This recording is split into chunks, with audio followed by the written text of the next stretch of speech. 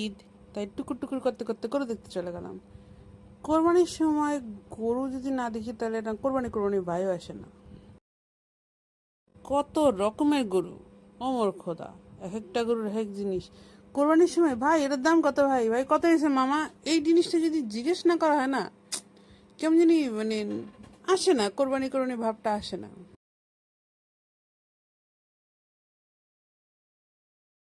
তো আজকে ঘুরতে ঘুরতে বেশ কিছু রকমের গরু দেখলাম, চলেন আপনাদেরকেও দেখাই।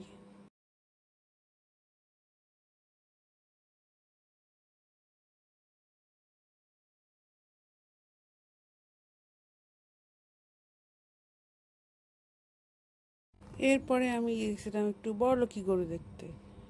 এই যে এই গরুটাকে আলাদা করে রাখা হয়েছে, কিন্তু কারণ এই পুরো ব্যাচের মধ্যে এই গরুটা সবচেয়ে বড়।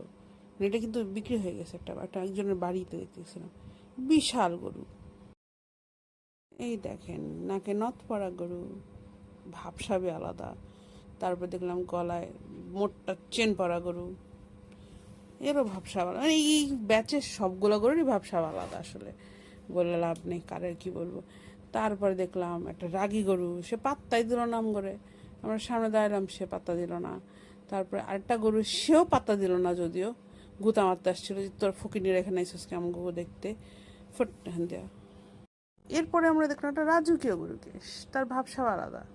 সে সবাইকে তাকে আদর করতে দিচ্ছে, যে প্লিজ আসো আমাকে আদর করে ধন্য হও। এবং সেই জন্য গলা টলা উঁচায় দাঁড়ায় আছে, যতক্ষণ কেউ তাকে আদর করছে সে মহান, মানে সেটা নিয়ে কোনো কমপ্লেন করছে না, ভালো একটা লক্ষ্মী গরু। যাই হোক, সবাই ঈদ ভালো কাটুক, অনেক আনন্দ করেন। ঈদের দিন ভালো কাটুক আপনাদের সবার। কোরবানির পশুর সাথে সাথে নিজেদের মনের যে পশুত্ব আছে, নিজেদের মনের যে খারাপ দিকগুলো আছে, সেগুলো দূর হোক, এই দোয়া করি। আমার জন্য সবাই দোয়া করবেন। তো ঈদ মুবারক, আল্লাহ হাফেজ।